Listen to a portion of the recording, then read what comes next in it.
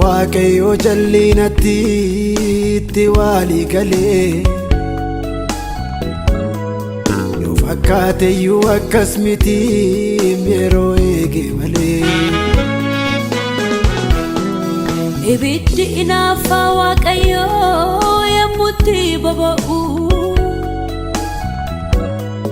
eenyullee anjabaadha jedhee dhaabachuu hin danda'u kanaaf teenyeen boonyuun jabaannaa fuulduratti adeemna qilleensi gidiraa kun darbee boqonnaan arganna gaafa maarabanii inni qabeenya gaafa lollammaatu inni meeshaa keenya warra miidhamaniif inni baasa beenya soora du'an qabnee guddeen jireenya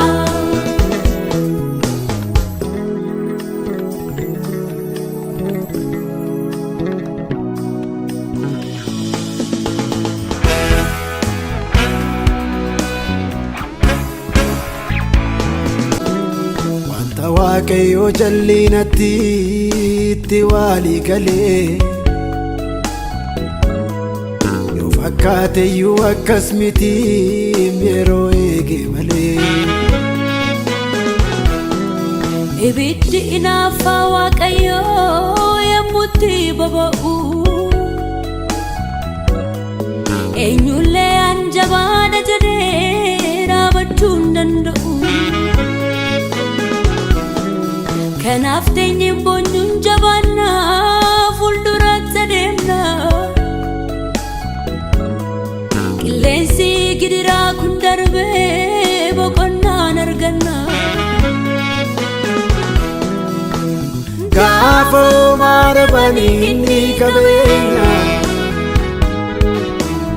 gaafa lollammaatu inni meeshaa keenya